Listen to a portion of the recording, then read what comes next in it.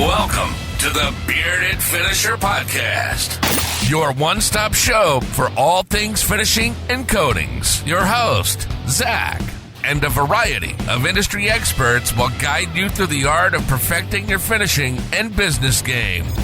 From seasoned pros to fresh faces, get ready for tips, tricks, and trends to elevate your knowledge and business to the next level. What is going on, everybody? Josh, welcome to the Bearded Finisher Podcast. What's going on, man? Hey, Zach. Thanks for having me on. Man, I appreciate you jumping on here. I see you're doing side of the road recording today. I like it. Welcome to my office. Office / recording studio / storage facility. I'm going to have to get a trailer for all my junk. Yeah. I mean, I know a lot of guys get vans, but I was always a fan of the trailers because you could drop them off, keep your truck a little cleaner. I mean, until they get stolen, they're great. I think it's good for making sure you don't get like gassed out. Yeah, that's probably smart. My father-in-law always had trailers, and he was kind of my mentor going into the painting business, and it's great. And I think he had the business for 30 and I had it for 10. So, over a 40-year period, I don't think we had like 5 trailers stolen. It's bound to happen sometime. I mean, because we had a bunch of crews, so we'd drop it on the job site and it'd lock it up, put a tongue lock on it, put lock around the tires. But, my grandpa said, locks just keep honest people honest. If a crook wants it, he's going to get it. Yeah, for sure. I try to see if I can get in the garage. That's smart. That is smart. Well, let's do a little bio here. I mean, we got Josh, I'm going to butcher it, Lamoureux with Oram Painting, and you're up in Calgary, Alberta. I mean, hell of a following, man. You got like almost 15,000 people on social media. I mean, that's a killer following. Yeah, credit's all due to my partner, Austin, who started Oram. I came in as a partner about a year and a half, I think, into Oram existing. And we just kind of been talking on Instagram for a long time and linked up. But they built that following. And I think we had some help from a very famous cleaning company who came out of Calgary, too. They got about 2 million now or something. Like cleaning, like cleans houses? Well, they did. They don't anymore. But how do you get 2 million followers? Like, what? She's a smart lady when it comes to marketing. But she sold at one point. I think they sold Tide out in North America. Yeah, you couldn't get it, powdered Tide. Oh my gosh! So they helped us along the way, and a bunch of like local influencers, helped us out. So we're grateful. That's pretty awesome, man. Well, let's hear your story. I mean, so we kind of got a little dig into it. Let's just jump in. Like, what were you doing before Oram, and then how you got into Oram, and kind of give everybody a backstory on you. Yeah, I mean, I started out doing the student painting thing, actually, believe it or not. I don't know how. I think my wife's friend was running one of the franchises, and I was in university at the time. They're like, well, why don't you do that instead of working hard construction, building high rises and stuff? This will be a little bit easier on your body. So I thought. Famous last words. Yeah. So I ran that for like 3 years. I think I was rookie of the year in the first year for sales. And, I was different than a lot of franchisees because I didn't have any like quality problems or warranty issues because I took my, sort of carpentry and trades mindset that I had previously to it. And so, and with anything, it's like I always tried to do the best that I could. Yeah, and, yeah, definitely. I did that for 3 years. Then I worked then I kind of got out of the franchise show I did some like oil and gas self-framing metal buildings for a while. And then I don't remember how, but I ended up working for this one-man show out of Airdrie. You know, just painted houses with him for a summer. And then I got like headhunted by like a large painting company. I think they do about 20.5 million a Holy year crap. Up in Calgary. up in Calgary and Edmonton. And that was all like commercial and new home. And so they were looking for somebody to start a repaint thing, which kind of happened. Didn't it really end up happening? We ended up doing custom homes and like, high-end renos and stuff. But that's originally what they had hunted me for. And I worked there for about 5 years, 5.5. Ended up doing like work for one of the most prestigious builders in Calgary. Learned to spray lacquer doing that, and really had the steep learning curve on how to do finishing and how to do it for not a lot of money. and Yeah. I tell people all the time, there's painters and there's finishers, and there's a stark difference between the two. So, when people are talking about hiring to have a painter to do their cabinets, and, there can be a huge variation between a painter and a finisher. And it's important to know the difference when you're going to hire someone based on what you're wanting to get done. Yeah, I think that became evident to me like early on. I think part of the problem that, when someone starts their painting journey, they start out as absolute trash, get a little bit good, and then they think they've, they think they know everything and they're the best thing that ever happened to painting. Right? No, we're not like that. I personally, I didn't have that experience.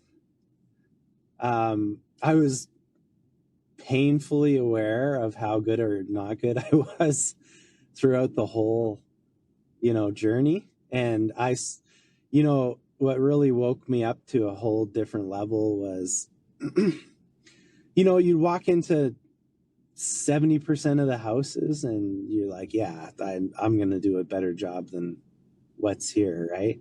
And every once in a while you walk in and somebody laid glass and you're like, how'd they do that? Right. You have that, oh shit moment. When you're staring down the barrel of a gun, you learn things rather quickly. So that's,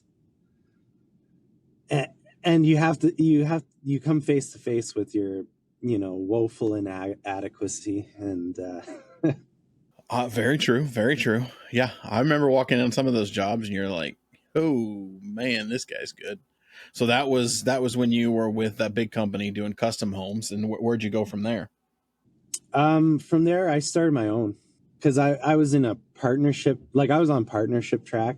I hit the sales goals and everything that they had set. So essentially the next step was to negotiate like me buying into the company. And at the time, my wife was sick with Cushing's disease. So she had a brain tumor on her pituitary gland.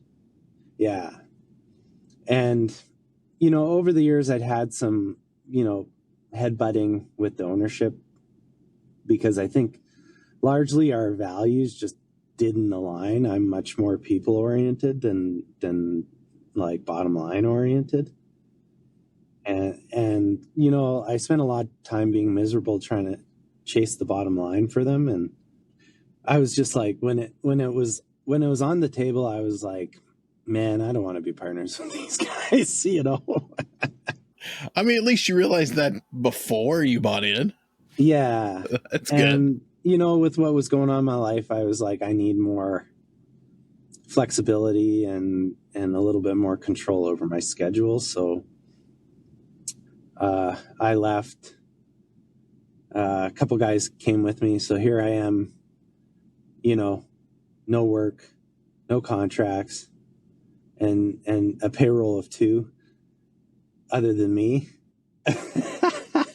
Brave man. When you're staring down a barrel of a gun, Yeah. you learn how to get work real fast. Yeah. I mean, it's a good thing you did the sales. I mean, that kind of prepped you for being by yourself. So that's good. Yeah. Well, it was good. I only did sub for the first 2 months of my, company. And then the rest was and then I just decided, no, I'm only doing my own stuff. And I went and banged on every door, used every networking opportunity I had. Called in all those favors. Called in all those favors, some serendipity, some sheer stupid luck, Oh, yeah, we thrive on that. So how long did you do that?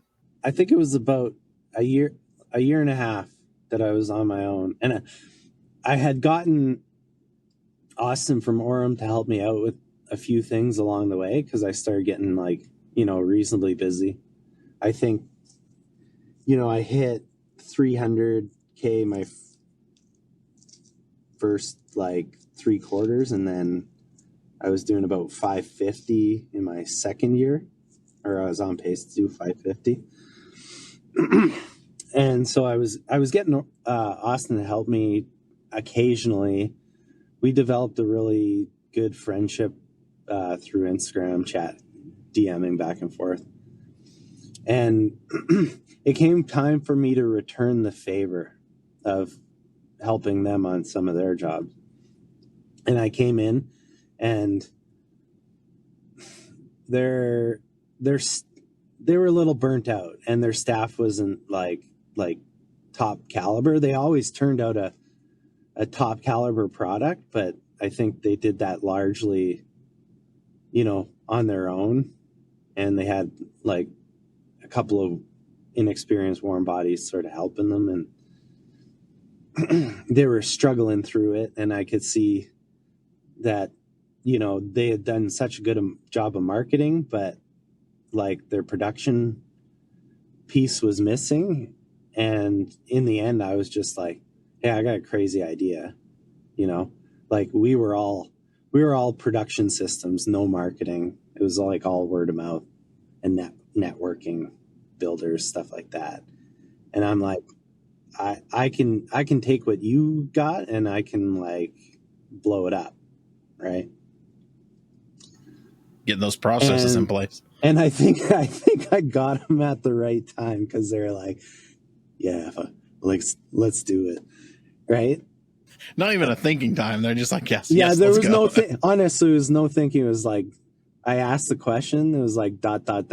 Yes. That's pretty good. Yeah. You caught him at the perfect time. Yeah. So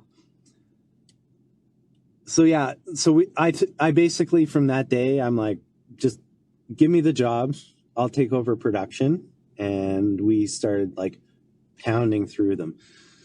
So I think they had about 250K work on hand at the time. Wow. And that's awesome. And they were burnt out. They're like, I need to go away. So they took a 3-week, sort of getaway, solitary, don't turn call off me. the phone kind of thing. Yeah. If you have any questions, write them on a piece of paper and burn it. I don't want to hear from you.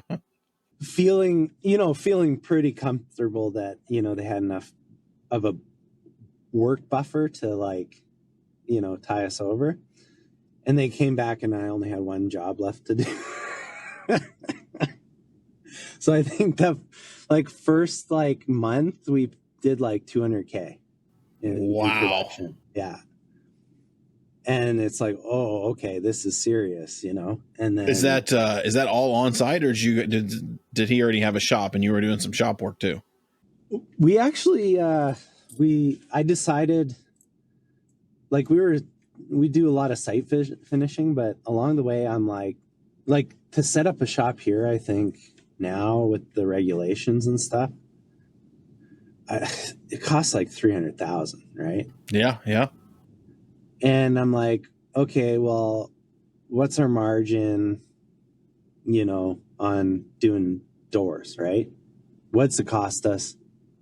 And then what's the opportunity cost of having one of our site guys working in the shop? And I was like, no, like we can churn and burn more if I keep my good site guys on site and I just like send my doors to this father-son Hungarian team who does like phenomenal finishing, to do that. Yeah. Right. I mean, it's a different monster if you're in the model of on-site finishing and the shop finishing. I mean, it took a couple years for me to get the hang of that, because it's like you said, I mean, those are all the things that no one thinks about. I mean, props to you for thinking about that, but man, yeah, it's a huge difference. On-site work, you have work every day. You can go to the shop and not have anything. Then do you send the guys home?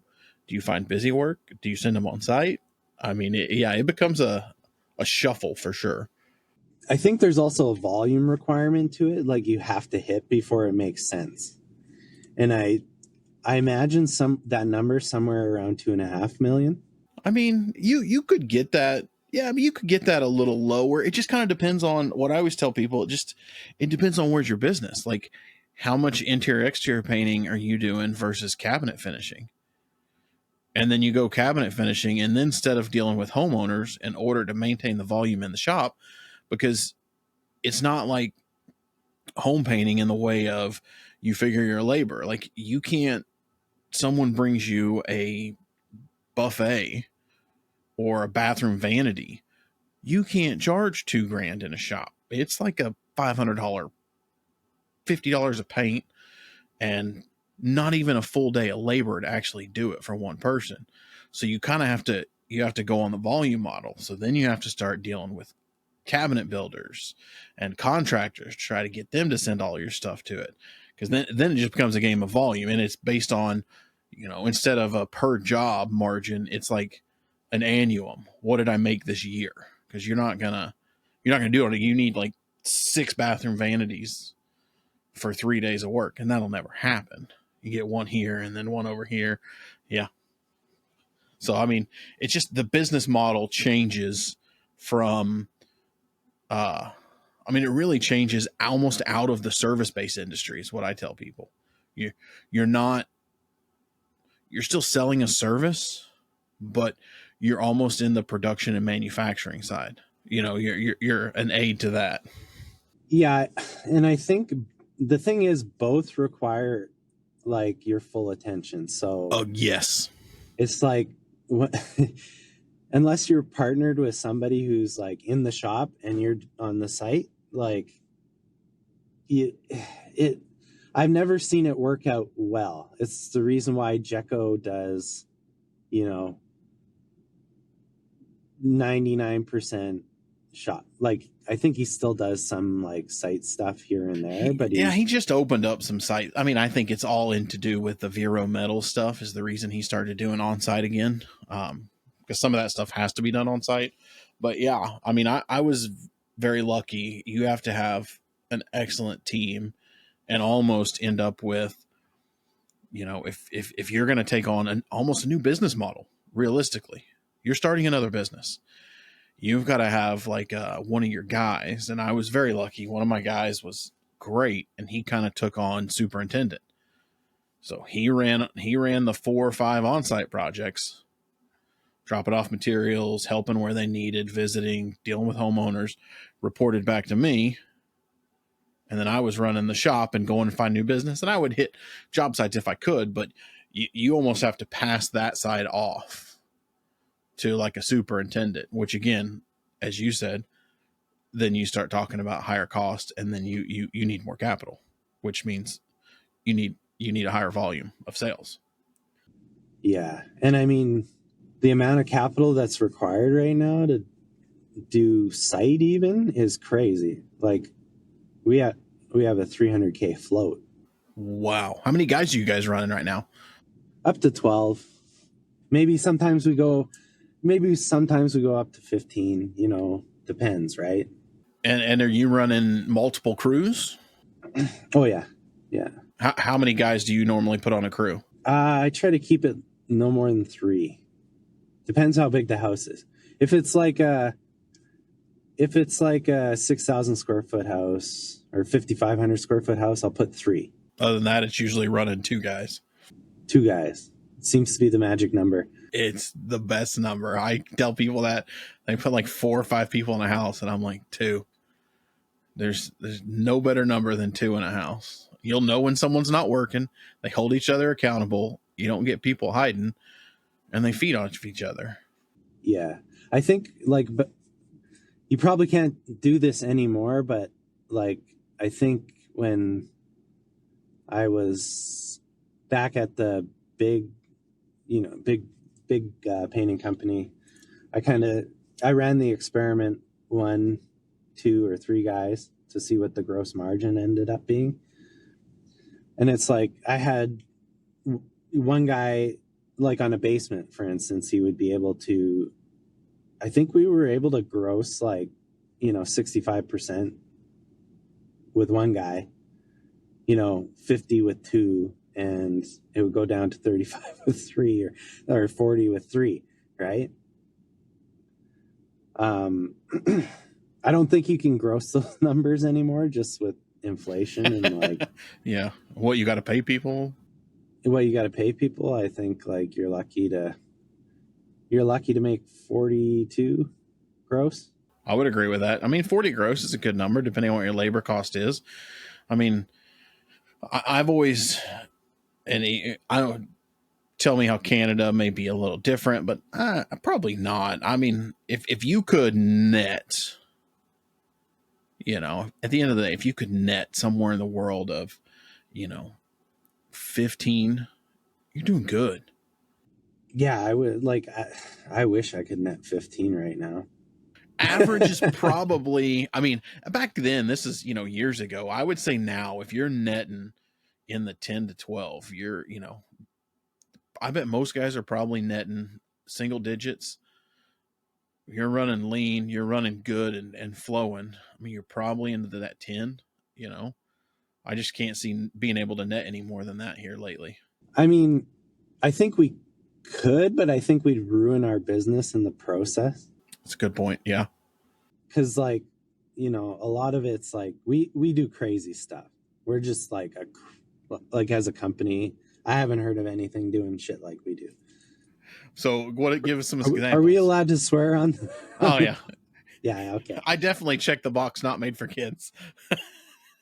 Yeah. I'm in a business sort of mastermind kind of group. And, a couple of weeks back, I was they're well, someone was asking about taking on somebody, and he's worried about having enough work and blah, blah, blah, blah, blah. And I'm like, just the way we do it is I just commit that if they're sitting because I didn't sell something, I'm still paying them. And their eyes popped out of their head. They're like, what? I could see that. I mean, yeah. I think in my biggest point, I had 10-ish, 10, 11. And to me, the sweet number for the amount of work that I wanted to do, I didn't start till 9, took my kids to school and picked my kids up. So I was done by 3, didn't do estimates on nights and weekends. 6 was 6 to 8 was the perfect amount where I could run it, didn't have to have a controller, and I wasn't looking for busy work. I think you have to, depending on what your hustle is, you have to find that level to where you can max out your labor dollars without just taking everything you can to keep your guys busy. And I don't. That's the other thing. It's I make that great commitment, part, yeah. And then I'm I don't want to do your job. And they're like, what? It's yeah. I'm I'd rather just pay my guys to sit home. And at the same time, you have to realize there's this book that I read here recently called 10X is easier than 2X. And has a lot to do with it's easier to grow your business 10 times than it is 2 times. Because you start focusing on the top 80% of your customers that give you the most business. You grow that, and that gives you the ability to say no to that stuff that is a waste of time. Yeah, it might be a little bit of money, but the potential up here is far greater. I mean, and talking to guys all the time with, so are you guys W-2 or 1099? I got a combination. Combination. Yeah. So I did all W-2, and my mentor, he was always real big on W-2, got overtime, got labor laws. So his average was they're going to screw around 40 hours a year. Take time off, baby's sick, doctor's appointments, stuff. It's going to happen. I need to take a week off. We gave him a week of vacation. But so you had 2,000 hours a year to sell per employee. And that mindset kind of stuck with me. Like, you want to sell that. I mean, it's all you got per employee. So if you've got 6 guys, you got 12,000 hours. You want to get the most money you can out of that 12,000 hours. That's it.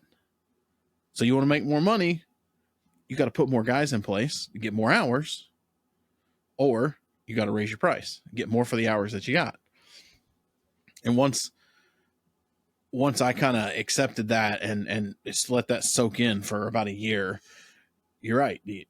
You make the commitment to those hours to bring a guy on, you do everything in your power to sell the shit out of that 2,000 hours per employee. You know, there's no, I don't want to do estimates today. There's no, I don't want to. You get your ass out there and you sell the labor. Yeah, I don't know. We're a little, we're a little finicky. I think that we were talking about one point for handing out awards to our like clients for actually, waiting long enough to get an estimate from us.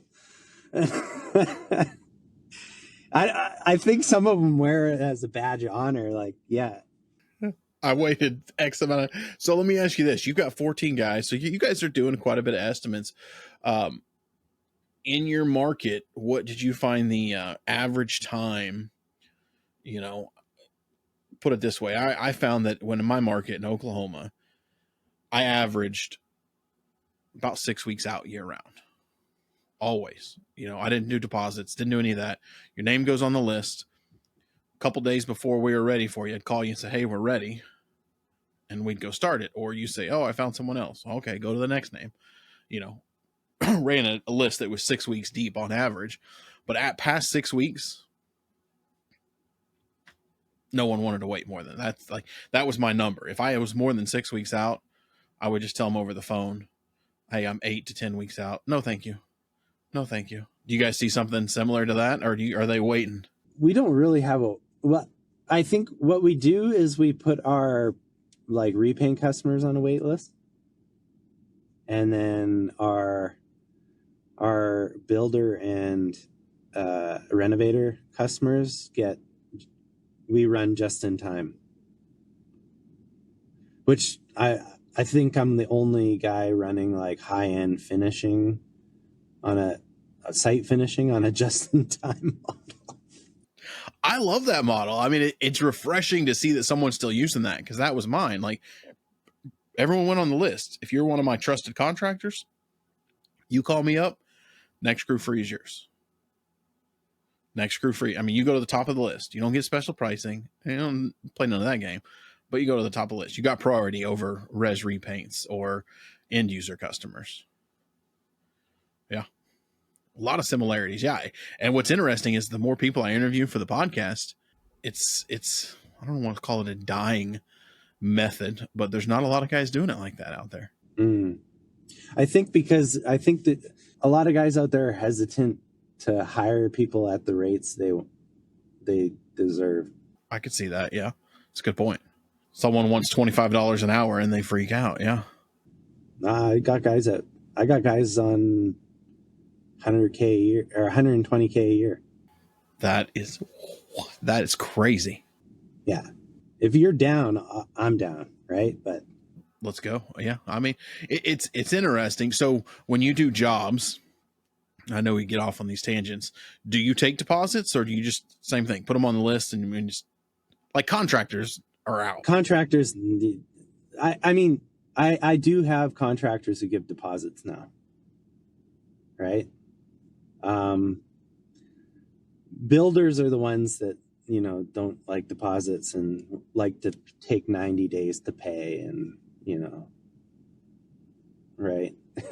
Push you past your lien rights and, so, I get into scuffles every once in a while with those guys, Yeah. What about T&M jobs? Are you doing many of those? Those are my favorite. Yeah. People don't like T&M, hey? I mean, there are a good amount. I had 2 contractors that knew what my rates were, and they would bid the projects, the builders, remodelers, and then they would just call me, and everything I did was T&M. And it was my favorite because I would just invoice them Friday and have a check by Monday, and it's every Friday. It was always consistent. But I mean, they would have us. I mean, he would call me and be like, "Hey, I just dropped off 2 containers. I need a couple guys just to go move all the furniture." Same rate. It doesn't matter if we're spraying high gloss polished cabinets or you want me to move furniture. My rate's the same.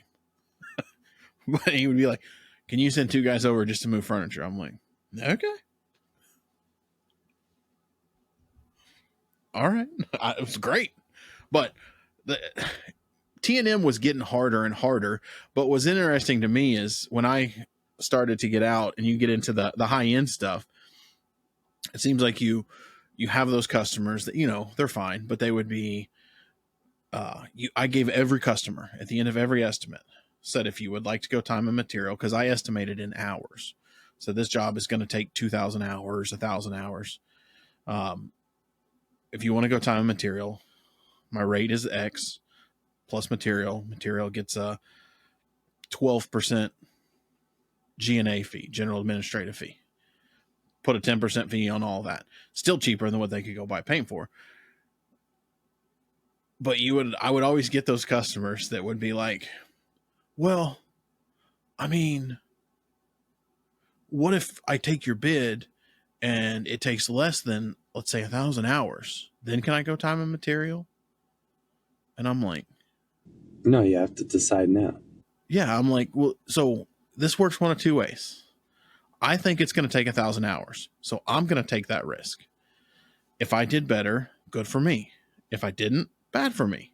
Or you can take the risk that it goes under 1,000 hours and you save money, or it goes over 1,000 hours and it costs you a little more money. Like, I'm not taking 100% of the risk both ways here, buddy.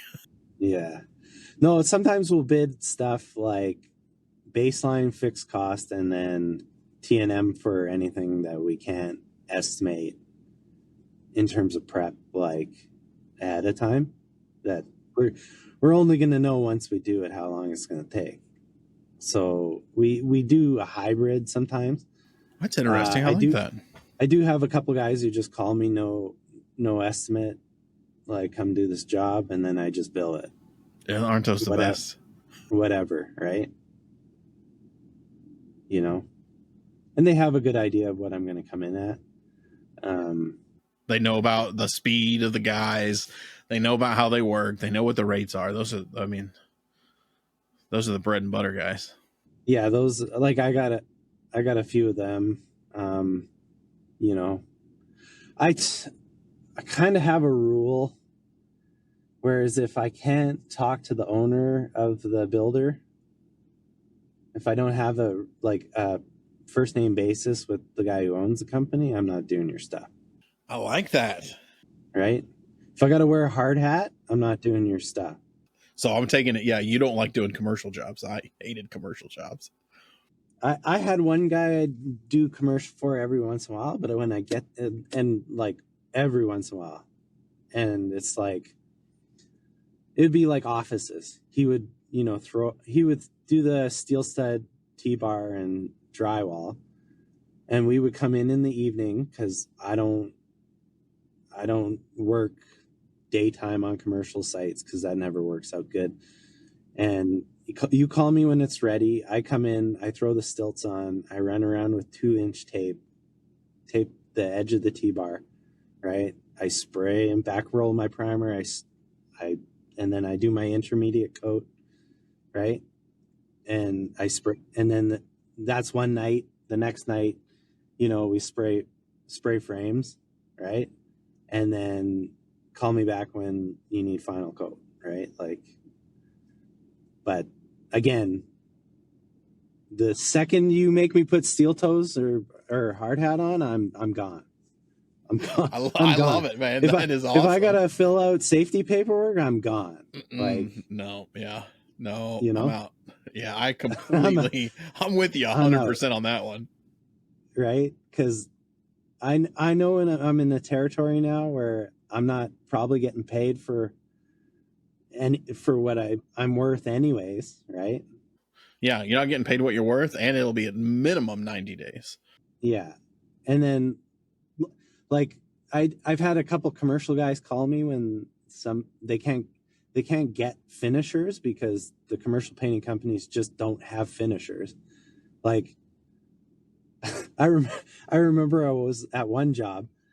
This commercial company was painting an old folks home, and I couldn't tell the difference between the residents and the guys painting it. One guy's walking around dragging his drop sheet like he's Linus from Charlie Brown, like with the whitest hair you've ever seen. Oh my God. And they haven't touched a sprayer in 30 years, right? So like every once in a while we'll do commercial, right? But with those guys, I'm like, look, you can pay me up front and I'll do it and it'll get done quickly, or I don't do it. And I've had a couple, I've had few guys that are like kind of moaning about it and blah, blah, blah. But then they do it and, then it gets done and customer loves it and, that kind of thing. Right. But yeah. I mean, so I had one where, and this was the last one I did. It was because I was in Oklahoma. And it was a light commercial. I want to say it was a new retail building. And they asked us to come in. So I bid it and took it. They were out of Kansas City, which was like a 6-hour drive. 6 hour? Shit, I don't remember anymore. Well, I took it. 30 days, no payment, calling them. And I'm an asshole when it comes to getting paid. Like, it's, once an invoice is due upon receipt, and I'll give you a week. And then I'm calling every other day. And then after that week, I'm calling every day. And then I'm calling twice a day and texting. Like, I did my job, pay me. And then they just kept pushing it. In about 30 days, I was like, took the day, drove to Kansas City, went to the GC, knock. knocking on the door. Lady's like, we pay. And I'm like, no, you signed my contract. You pay me now.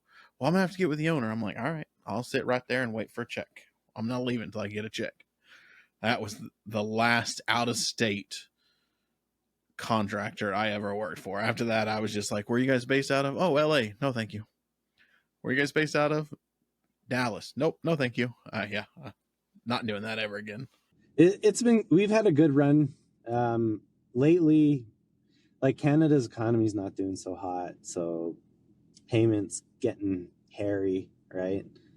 Everything's taken longer, right? Money is just not flowing as it was. And so, I've had to put the brakes on some guys and just be like, I had one guy who owed me $240,000. No. And I was just like, I'm not starting any more houses until you're cleared up. Yeah. Right. Got paid. Like the thing about it is like, I have a good sense for who will pay and who won't. If I ever have like a gut feeling about someone, I don't enter into a contract with them. Right. Like if I can't have a handshake agreement with that guy, like I don't take the job. Right. Yeah. That's good advice. In the long run, that's smart business. Or I'm getting paid up front, or I'm getting paid like, weekly or whatever. Right. I don't extend credit to guys that I think are going to go, I will say, if you go into cabinet, like shop finishing, that was probably the biggest perk to shop finishing. Yeah, COD. Yeah, they didn't leave unless you got paid. They were like, I need my cabinets delivered. I need a check. It'll be like 30 days. Well, then your cabinets will be delivered in 30 days. Yeah. The finisher I sub the cabinet doors out to is like that, but with me, he doesn't care. He's like, sometimes he sends me an invoice 90 days after he's done it, but he knows he's going to get paid, right? Well, I mean, that's why it's important in our business, as you know, and this is something for everyone to take into consideration, is when you're starting a business, you know, you always want to get paid as soon as you're done. Well, you got to show the same respect to your trades, to your distributors, and you got to pay them when the bill is due. If they afford you credit and they'll give you a discount for paying it early, you got to do that, because, you know, I mean, you can call it fate, you can call it, you know, you reap what you sow, Buddha, Christian, it doesn't matter. But it's like whatever you put out into the world is what you get back. You know, if you're always worried about getting screwed, there's a pretty good chance you're screwing people. The other thing is, the guy who owed me $240, I told him, I'll give you $100, right? And I'll be fine. But when he let it get to $240, now he gets $0. Right? Yeah, so you can afford some guys a little bit, because they've got their deals, right? But at the same time, But now you got $0. So it's like, what good did you do yourself? Exactly. You just had to let the other 100 not go over 90 and you would have been fine. Right? But, you know, some people got to learn the hard way. You saw a juicy piece of land you just had to have, and you didn't want to pay any interest on it. Like, and I get it. Everyone wants to hold on to their money. I mean, I understand, but at the same time, you are running a business. It's very important. Like, I've always wanted, you know, I don't know. You've been around. So do you remember how Angie's List used to be? I never really did Angie's List. But I know a lot of guys in the States use Angie's List. It was great. It was all homeowners. There was no advertising. You got a Angie's List lead, or somebody reached out to you, or Angie's List sent you with someone to call. It was a 99% chance you were closing that. And price was not an issue. And then they restructured it. Now it's just like all the rest of the lead generation services. It's horrible, in my opinion. But I wanted to do a contractor version of that for homeowners and builders. So as a contractor, you join this list and a website, and if you're getting ready to do a big commercial job, you can look up this contractor and people and be like, dude's pay as shit, never answers his phone. And you'd be like, oh, no, I don't want that job. Kind of reverse it. Same thing for homeowners. If a homeowner was a pain in the butt, you would put them up on this website, and only contractors could join this website. That's what we need. Yeah, somehow when we do it, it would be defamation, though.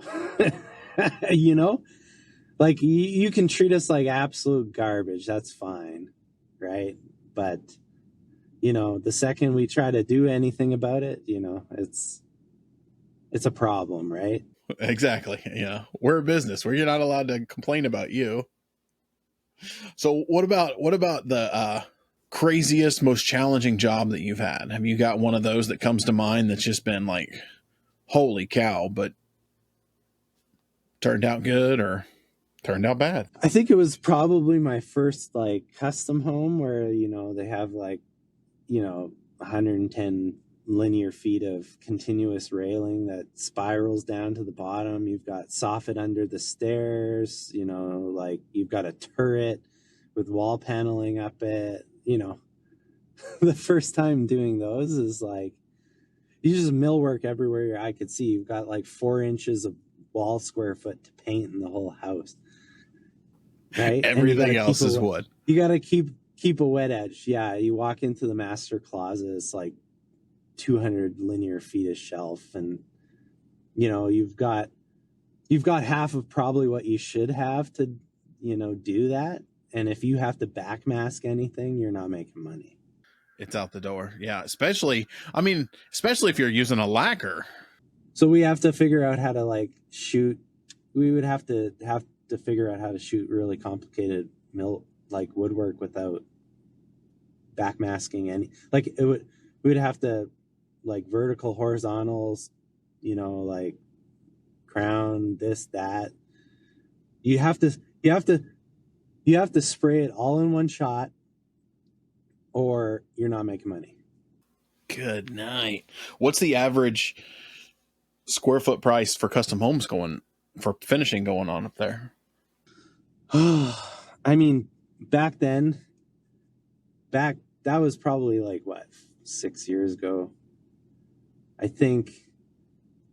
I mean, it varies, right? But I think like decked out, you'd get up to $15 a square foot, and that's with cabinetry, drawer boxes, like, you know.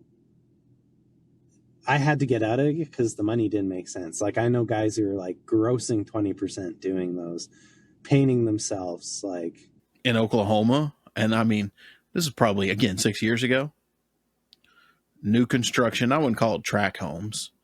Homes that are selling for $500,000, 4,000 square foot homes. Guys were doing them for $175, including material. I just met with a custom home builder out in Okotoks. It's sort of a peripheral town to Calgary. And he was like, you know, he took me into his show home. He's like, this $1.8 million home. It's like 2,800 square feet above grade, like basement's probably 1,200 square feet. So it's probably like 4,000 square feet, right? And he's like, you know, I can see their nail holes, like the wall. There's runs on every like butt joint, and like it wasn't the worst paint job I've ever seen. It's just normal commercial painter crap, right? And then, you know, like ropes from rolling the walls and whatnot. And I said, oh, well, I'm going to start off with the most important question. What are you paying these guys? And he said, he showed me, he's like, the PO was for $285 a square foot. And, you know, railing was 45 a linear foot, and oversized doors were $45. And I was just like, well, he's like, you know, I think his boss was using them to get started because they were cheap, but now they've got a little bit more of a track record. And he's like, I think there's some appetite for, you know, higher quality painting, you know. And I'm like, well, unless you're ready to double that, like, because I can't even do a good job for $285 a square foot, right? Like, I can't, right? You know, I buy my material and buy my top coat, and I'm out of money, right? Yes. There's no money for primer. There's no money for cartridges for your mask. There's like, you know, there's no money for red Bondo. There's no money for sanding, you know? Yeah, I just blew your whole budget on paint. Yeah. He's like, well, you know, I think I might be able. I still think like he's not going to be able to sell it to his higher ups because it's like, you know, that's money out of their pocket right off the bat.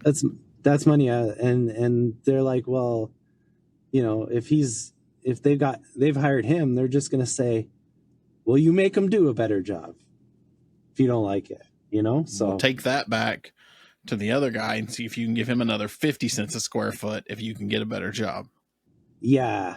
And I mean, like, it doesn't seem to matter where you go. Like, even the house prices here are crazy. I live in the teardown, right? On a 50 by 130 lot. And it's probably worth about $800,000 just for land.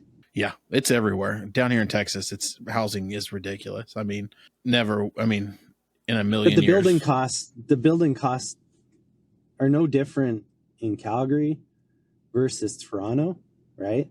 It doesn't seem to matter how expensive the houses are. They pay what they pay for construction, right? And you know, you can't help but feel sometimes you're just subsidizing the land costs, right? Like you're working at a lower rate to subsidize land costs. Because like, what do you think the billable rate needs to be, I guess, per hour? Because you said you sell hours, right? Yeah. So in Oklahoma, I was $75 a man hour. Yeah. Which was probably considered high at the time. Which was very much considered high. But I've got some clients now in my mastermind program that, you know, depending on where you're at, you get into a big city, you're $95 to $100 a man hour. Just, you know, if you're figuring in all your costs, I would say in today's world, a painter should be charging somewhere between 90 and 100 if they're a good painter. But I've got guys that, you know, there's guys out there that, and to me, it never mattered. It doesn't matter how many, like my rate is $75 an hour. It's not different for your foreman, your leader, your helper. It doesn't matter. Well, yeah. The other thing right now is, I heard it's a little bit better in the States with Gen Z, like they're interested in the trades, but in Canada, no chance. Like I have not seen anybody under 35 on a residential job site for more than a week and a half before they're gone. I mean, it's I don't know if it's much better down here in the States. It's interesting because, you know, I always grew up, you prove that you can do a job before you get it. You know, like I can do this. I'm going to prove to you that I can be a foreman or I can be a painter. You still get paid, but you've got guys now that come in and I mean, I remember before I left, even in the manufacturing and the sales side, you've had guys come in I mean, they have a degree from university. Great. Anymore. What does it matter? Even guys not having a degree. I've had guys come in the painting business. And when I had that interview them, they'd be like fresh out of high school. I need like $35, $40 an hour. And I'm like, have you ever painted them? No, but that's just what I need to live. And I'm like, well, you know, there's a guy out there and he always says that you work 3 jobs until you can afford to work 2. Then you work 2 jobs until you can afford to work 1. If you have nothing to bring to the table, brother, you're going to have to get a few more jobs because you're worth about $15 to $18 an hour. I can't survive on that. Yeah, it's really tough because like last year I tried hiring 2 young guys. They to their credit, they showed up every day, right? Like no issues there, right? But even at 20, 21 or 22 bucks an hour, they were costing me more than a journeyman, right? So, and they really, like, you know, they're not in it for the long haul. No, it's not a career to them. It's a means to an end. Yeah. They don't have a child they need to take care of. So like, the will to work isn't there. Right. And it's like, no. And the other thing right now is nobody works more than 40 hours a week. And I'm okay with that. Unless it's a sub guy. We never did that. So I'll give that. I'm okay with that. I mean, unless you got to be willing to work some overtime if necessary. My guys would, but I would say Gen Z that went to college or university is almost, I mean, interviewed some guys for sales. Never had a job, high school, college, and then come out 150 is what they need. And you're just going, well, I'm willing to work up there. So if you start at like $110 or 120 and then work, I'm like, you lost your mind. The other thing for us is like, we're a bit older. And so we went through a time where there wasn't a lot of inflation. Right. And so our pricing, our pricing and our valuing expectations are locked in. That is true. Yeah. And like I see freaking old, like guys older than me, like 60, still working. And he's like, what do you charge? And I'm like, well, for renos, walls and trim, $10 a square foot as a baseline. Right? And he's like, oh fuck, I still charge $315 a square foot. And I'm like, well, yeah, you can do that. Your house paid off. You got no expenses, right? But like a lot of these guys are hanging on. And it's like, well, why? You're not making it any. Well, I saw this report. Man, I wish I could find it. It went through the generation. It was boomers. What is the acceptable? What salary range are you successful? For boomers, it was like 70 to like 110. And then they did like Gen Z, and Gen Z was like 120, like close to 200, almost 200. You're successful. And then this new whatever gen that's out now, the kids that are coming out of college now, $400,000. That's considered success. And it's like, the top 1% of the population in the world make 400,000. So you're not successful until you're in the top. Like the expectation has grown so exponentially. It's mind blowing. It's one of the reasons, like, I'm kind of glad I got out when I did, sold the business and, thought about restarting it a few times, but I don't think business wise, there's any money to be made as a solo guy. You've got to have people working for you if you want to make money at all. And I don't want to deal with employees. I think it's either you have to be a solo guy or you have to be over a certain threshold now.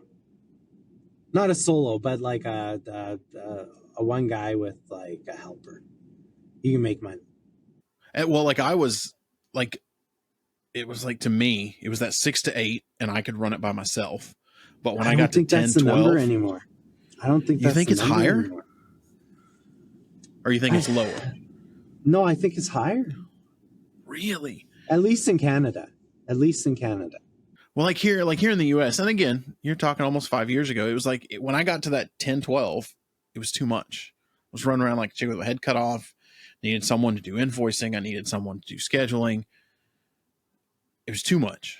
So it was like, to me, a single person could do that like 6 to 8 and be successful, make good money. Or you had to be almost like you are. You had to be in the 20s and be at that, there was no in the middle. It was like, I would say, let's say 6 or less or 20 or more. I think the middle's gotten eroded a lot more too. Like that opportunity in the middle has gotten eroded quite a bit more.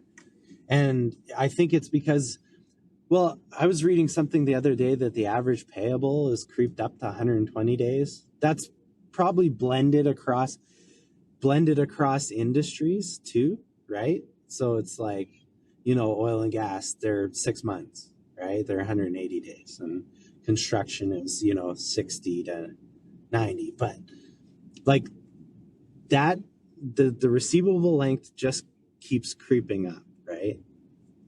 And that's what's also putting downward pressure on, or like holding wages down, is because the cash flow sucks.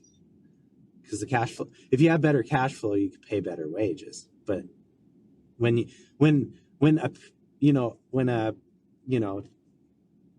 8 to 12 man painting company needs $350K to operate, just to be solvent. That is, that's a lot. That is a high. It's a lot. It's huge, right? I could see that. I mean, that makes a lot of sense. Yeah. And then, so the other thing that came up, like the other crazy thing that we've done, which has been a result of not being able to find like entry level labor that's willing to work, like, has been, well, the realization is the guys I got and anybody I get in the future is going to be an older guy, right? And so I made the decision, like we went all in on wellness and fitness in our company. So like now I'm sending my guys to personal training sessions like twice a week. Paid, wow, that's like, awesome. Because we have to focus on longevity now, right? And I got journeyman sand and baseboard, man. Like, you know, cock and holes, fill and base. Like, that's the reality of our industry now. And so Austin and I decided we're gonna, you know, and we saw it really start to, in the last couple of years, drag on our guys having to do all that prep work themselves. Because you can't get the young guys, so you got to start getting them into some good shape. That's awesome. That's awesome that you guys do that. And so, you know, I think that could, I'm working with my trainer to create a program because he didn't even think that like corporate fitness the way we're doing it was going to ever be a thing. Fitness for painters, baby. Ever since he started working with us, he's got more and more people coming to him like, oh, like what does that look like? Because I'm having issues with my people, and like, you know, I'm having issues getting like disciplined younger people in, and like, and now so we're just gonna make a requirement, like, you can work wherever you want, but if you want to work here, like, you got to be doing something, right, to be making yourself more disciplined, like, and it's like, it's a good thing because it like protects them from injury, it protects us from having to pay out lost time claims. It, like, yeah, workers' comp claims go down. They feel better. Their joint health, like my older guy's joint health has improved dramatically. Their respiratory fitness and their like cardio fitness have like improved dramatically. Overall, they've reported being happier, like everything that you want to see as a business owner, right? And it really boiled down to this one realization that in leadership, oftentimes the most frustrating thing that we deal with is seeing somebody's potential and them not living up to it and not moving towards it. And those are the glasses we wear. It's like, what could be, what could be, what could be. But I'm like, at some point I have to realize what is, right? And so I have to acknowledge what my guy's capacity is. And they're telling me, they're like, I'm bagged at the end of the day. I'm like, I'm giving my 100%, right? And I'm like, you know what? I'm going to choose to believe you. And so what that does is reframe the problem. It's like, okay, we've got a capacity problem now. You don't have the capacity to do what I know, what I think you're capable of, and what you should be capable of. And so what can we do to increase the capacity? And the answer was invest in fitness. I mean, fitness and just general agility. I mean, you're climbing ladders. I mean, that's really smart. That's a whole new look on the painting world to prolong and have guys that are happier, not even when they're at work. I mean, I'm sure that carries over into personal life too. If they're happy at home, they'll be happier at work. Like 100%. 100. Yep. Right? But they also need the capacity to show up in their personal life. And when they come home at the end of their day, they're bagged. They don't have the capacity to show up.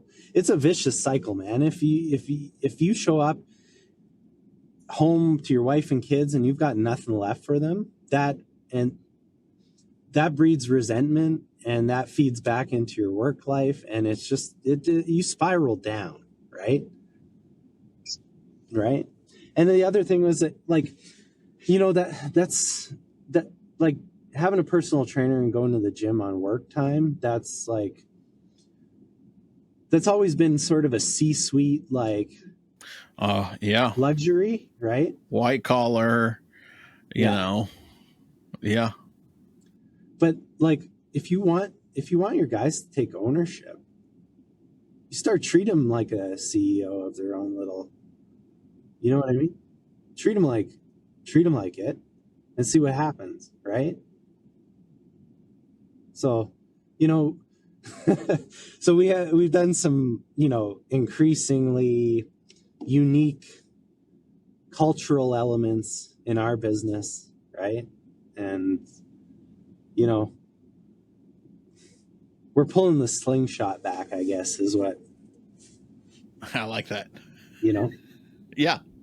Like taking a little that's break good, though. right now and really like digging down and seeing like, what do we need to be? I think anybody who's not implementing some sort of fitness culture in their business in the next 5 years is they're gonna be falling way behind. I think that's, you know, because like, would Festool be making exoskeletons if it wasn't an issue? Like, oh man, yeah, you didn't even put that together, but yeah, you're right. I mean, they're having to make stuff so painters can hold for tools people to longer. keep up with the demands, right? So I like that's the thing. It's like the average plumber is 45 years old, and people are being chased out of the finishing trades, at least in Canada. They're being chased out by low prices, low wages. Like, I think that's universal everywhere. I mean, there's always someone willing to do it cheaper for less money. That'll never stop. I think it's the big companies now. It used to be, I think it's the big companies that are driving down the prices because they're trying to protect their market share, right? Yeah, well, they're protecting their market share and they're trying to, you know, get into areas where they haven't done because they're looking for more revenue. I mean, you've got these larger outfits. I mean, res repaint has always been a market of small guys. It's always been the 1-2 operators, maybe 5-6 guys, but now you've got your larger operations, your, you know, huge commercial guys and your huge new construction guys that are like, holy crap, there's a lot of money in res repaint and we don't have to work as hard and the timelines aren't as rough. Let's jump over into that world. So they're taking that cheap prices from there and bringing them over. I've been seeing a ton of that. So it's just trying to get those guys to be like, hey, if you're coming over to this world, at least don't be the cheapest. I mean, you don't have to do that crazy low. I used to, in Oklahoma, there was like 6 of us that had painting companies. We'd have lunch once a month. I mean, and talk about it like, hey guys, I was thinking about raising my prices. I mean, like, what are you going to? Okay, I'll raise mine too. And then everyone at the table raises their prices. I mean, I'm very open about my pricing. Yeah, I'm very open about my pricing. I gave my pricing to someone who took over a contract that I didn't want anymore, right? And he didn't believe me. He still went in and bid lower. And I'm like, what are you doing? Right? You can't fix stupid. Yeah, I'm like, at the time I was charging 120 a linear foot for built-ins or something, and now I hear he's charging 90, right? Like why? Leaving money out there. I had another guy. Why are you leaving money on the table? Yeah. He was good friends with me. He would call me. We almost bid on all the same stuff. But, you know, he was always busy. We passed work back and forth. He'd call me and be like, hey, Zach, I'm getting ready. I just left this job. It's on Florence. I mean, it's a pretty big remodel. He's like, I bid it at 500 hours. I don't want to mess with it. I'd be like, oh, they're on my schedule to go look at that job Thursday. He's like, just keep it around 500. You'll get it. Cause she asked me and I really don't want it. I don't want to mess with it, but I went and bid it. Just, you know, business. I mean, all the time. I mean, it's the other thing I love about this industry is the camaraderie. There are guys that stand on the outside, but like our generation has a lot of camaraderie with, like, I mean, just look around. Man, I want to see every one of my competitors do well. Exactly. I mean, there's hundreds of thousands of houses, interiors, exteriors, cabinets. The average person's in the US, I know, is 7 years. Every 7 years they get a new house. So There's more business than any of us can handle. So let's all succeed. Yeah. And ultimately, like, I don't know. I'm very like, I love my guys to death, right? I'd do anything for them, right? And I think unfortunately, this industry for a long time has been like, just use them and spit them out, right? And I think that old cutthroat mentality isn't going to serve anybody going into the future, because it's a different, like, I don't think market shares what's going to lead to profitability anyway, right? I think market share is just going to get you insolvent faster. Yeah, I mean it's to me. I mean, that's a good point. I mean, I tell people when I'm talking to them, I'm like, the old days of trying to own market share, in my opinion, are if you make widgets, you want your widgets out there. Dude, you're selling a service. That you're selling a service. Service-based industries and market share is not there, because widgets can be sold 24 hours a day, 7 days a week. You don't have to be doing, as long as they're being produced and you've got inventory, you're selling a service. You've only got so much of that service to sell. I don't care how many guys you have. You're limited. So you want to provide the best service and get the top dollar for it. Yeah. I mean, ultimately, if you're just selling painting, you're selling a commodity, right? What makes a business is how you do what you do, right? It's how you market it, it's how you package it, it's how you interact with your client, it's how you present yourself, it's the processes, right? And so if you're just like, I'm the best painter, right? Well, doesn't mean anything to the client. Doesn't. Right? And I've seen thousands of the best painters charging $285 a square foot, you know? Couldn't have said it better. Yeah, that's it. And that's where presenting yourself as a finisher and actually, you got, like, that's not to say it's without substance. Like, you have to be a great painter to be a good finisher, right? And we take a finishing approach to every aspect of what we do, right? It's like, we paint your passage door, we're finishing it. Your casing, your baseboard, we're finishing that. Walls, we're sanding them with a freaking Plain X Festool sander with the, billion-watt light bulb on it, right? Seeing every defect, right? And the real difference between a painter and a finisher is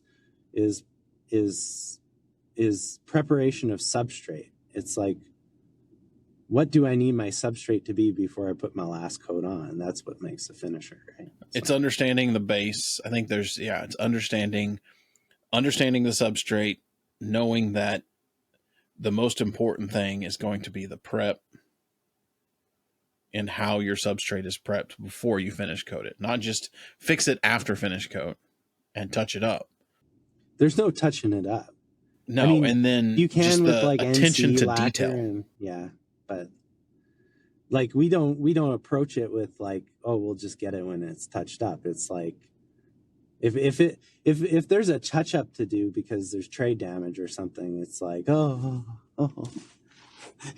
Finish coat should be, I tell guys all the time, your finish coat should be the fastest thing you do. I mean, suffice it to say, out of all your labor that you have in a project, a quarter of that, maybe less, but a quarter of that labor hours is finished. Yeah. I mean, half of it's in prep, and then maybe another quarter, even a little farther, less than half in prep and prime, and the other quarter that you got left should be, in cleaning. We do a lot of cleaning as well. They shouldn't call us finishers. They should just call us sanders and cleaners. And Yeah, some of the best cleaners I know are finishers. I mean, you know how to clean stuff. Presentation. I mean, that goes with that experience I tell people about. Like, if you're service-based industry, it's all about experience. It's what experience the customer has hiring you. And when you start talking about experience that you give the customer for what they're paying for, the better experience that you provide, the more you can charge. And that experience will be, you know, it'll be compared to, it doesn't matter that when you get into that world, it doesn't matter who the company is. You can be compared to Disney. You're providing the ultimate top tier experience. You will be, you know, like, they could be at Plastic Surgeon, they could be at Disney World and be like, golly, this just isn't what it used to be. Like, you know, I mean, I get better service from my painting contractor. yeah, I mean, it's like why is a Hermes purse worth 120 grand? You know, it can't just be quality, right? You know, it's how people feel about interacting with your company. It's the caliber of service that they provide. It's all of those psychological benefits that people get from using you, right? It's like a Hublot watch. It's a terrible watch, but you can only get one if you're successful. So the benefit is not the watch. It's how people feel when they wear the watch, right? I had a buddy who had a Rolex, and I swear it was the thing he had a Rolex. He's sexed. I mean, the things people thought about him for wearing a Rolex. And I mean, that damn thing was in the shop all the time. He was always having, like, I mean, because it was like the batteryless one, and something was always working. It was always stuck, and it was always in the shop. When it was in there, it was like 2 weeks at a time. And I'm like, I mean, I still want a Rolex. You still want a Rolex, right? Because of the way it makes me feel.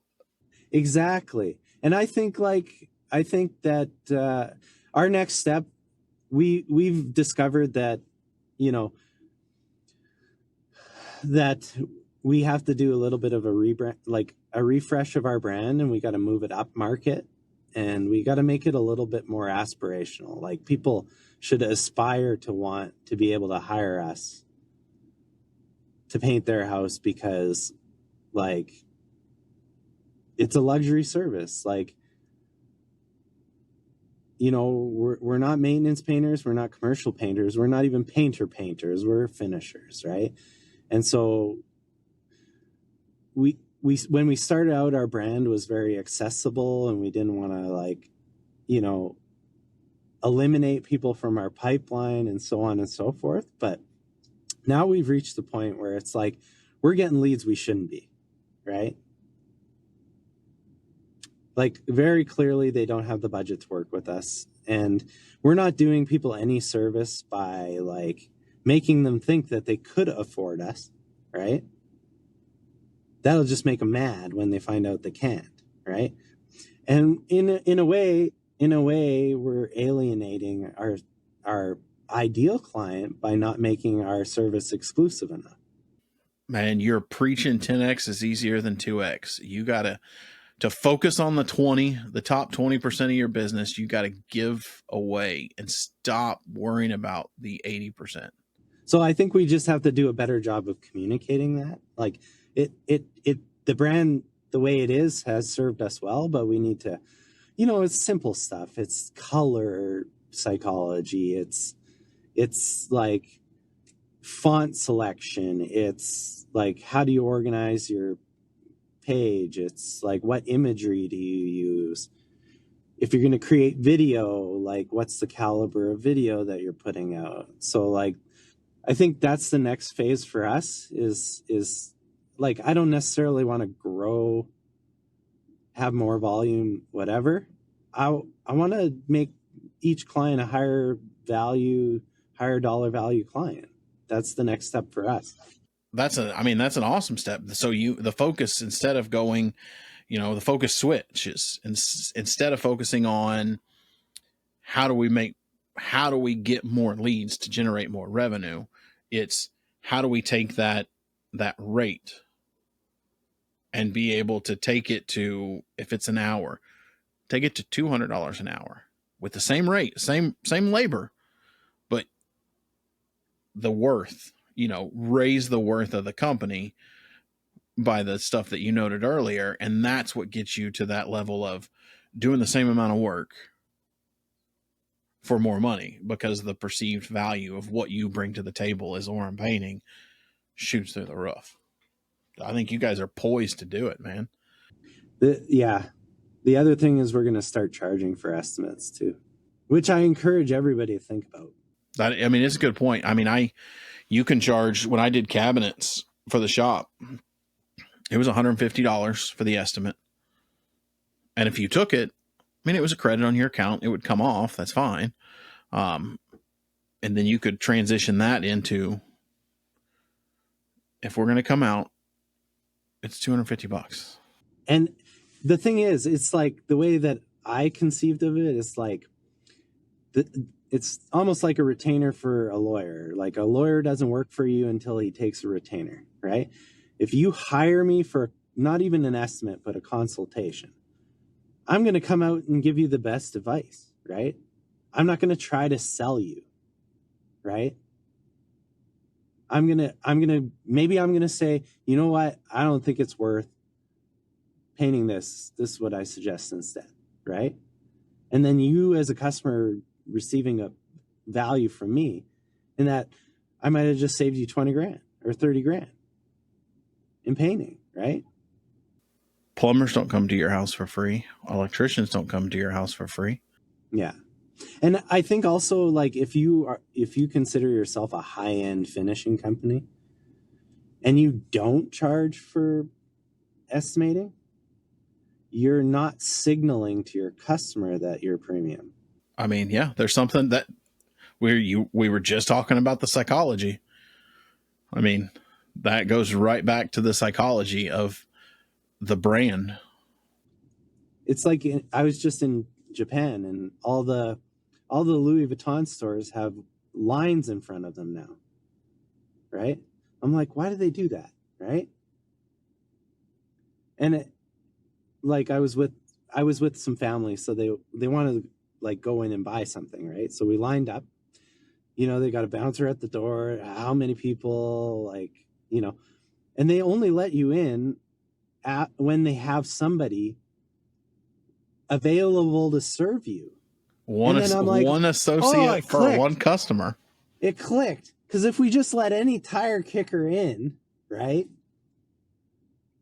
they're going to be using our resources up that could be used to help a paying customer. And what's more annoying than you want to buy something and you're standing behind somebody who isn't going to buy anything and is now wasting both your time and the retail person's time, right? You're speaking. You got there's a lot of great points there. You'd rather line up to get in the store than line up behind somebody asking stupid questions. You know what I mean? And then it's like the other thing, I think, to go back to waiting, right? Have you ever heard of a guy named Rory Sutherland? I don't think so. No, he's actually one of the co-founders, I think, of Ogilvy Marketing Agency, big time marketing agency. He's got some cool stuff on YouTube. One of the things he talks about is waiting isn't a problem. It's the uncertainty of how long that is painful. Yep. That's why Disney puts timers on all of their lines. That's why the subway, they put what time your train's going to arrive on the subway now. Yeah, Disney puts in there that says you're from here to the end, you're like 30 minutes, but they know it's going to be like 25. Yeah. So when you get to the front of the line, you're like, oh, that went faster. They set they gave you the expectation, and then they beat the expectation. Yeah. But if I put you in the line, you don't know when you're getting in. Or if you call a cab, like imagine in this day and age, right? If you were to call a cab with, now they got Uber that tells you where your car is, right? How annoyed would you get if they didn't tell you when your car was going to be there? Right? So there's all these psychological things that benefit your client. It's like, even does hiring your brand give your client status of any sort? Yeah. Well, that kind of goes to, I don't remember this guy's name. He's an English guy, bald head, black guy. Awesome. I cannot remember his name for the life of me, but he talks about branding, real big into the branding side of it. And he talks about, like, when was the last time you saw a Bentley or a Rolls Royce commercial? Charge $500,000 and up per car. I think it was Bentley. He's like, when was the last time you saw a commercial? It's like, you never see commercials. No, they don't advertise on TV. You know where they advertise? Private jet shows. Yeah, it's the cheapest thing at a private jet show. It's an impulse purchase when you're looking at $100 million yachts and shit. Yeah, private yacht collections or yacht shows and jet shows. That's those magazines. That's where Rolls Royce, that's where Bentley advertises, because that's the clientele. I mean, you're the psychology that you're talking about is it's right there, and it's used everywhere. I mean, Hermes, whatever those purses are. And that's why we don't advertise on Google. We're not on Google. We're not on Angie's List. We're not on HomeStars. Anywhere where you would find a regular painter, we are not, because we don't want to be positioned, right? Even with our pricing should be starkly more expensive than a competitor. Being within, there's no benefit to being within 10% of the other guy, because they're just going to go with the guy who's 10% less. You need to be double. Yeah, the mindset that you have is mind-blowing. I mean, because it's everything that you hear talked about to raising a brand, and you're executing it perfectly. I mean, any book you read, anybody you talk to elevate a brand to that level, that this is it. This is how you do it. And we still got work to do, but ZK's out there doing it. He's charging $50,000 to paint a room. Like, he's doing it, right? People are doing it. We just got to, like, I just want to be one of the people who's doing it, right? Yeah. I mean, you're headed that direction, man. You've got the game plan. You just got to follow it. I mean, just execute. And it sounds like you guys are. Man, that's awesome.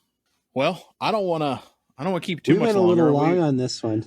I mean, we went a little bit over, but that's all right. I mean, that's what I love about this show. I mean, it goes out, goes, and I didn't expect us to get this deep into estimating and branding. And I mean, this is awesome. This is the stuff that I think really sets this podcast apart from a lot of them that are out there. And it's guys like you guys that are willing to come on and do it. So, man, thank you.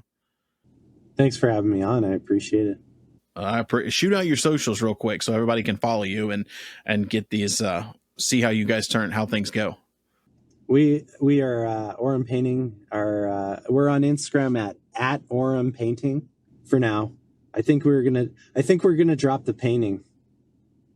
I think that's the next step for our brand. But for now, we're at Oram Painting and orampainting.com. Well, everybody go check them out. Joshua, man, I really appreciate it. Awesome conversation. Hope you guys enjoyed the episode. Every Monday, check us out. There's a new one coming out. We'll see you later. And that's a wrap on this episode of the Bearded Finisher Podcast. We thank everyone for joining. Keep hustling, keep learning, and never settle for anything less than your best. Remember, the path to perfection is a journey, not a destination. Until next time.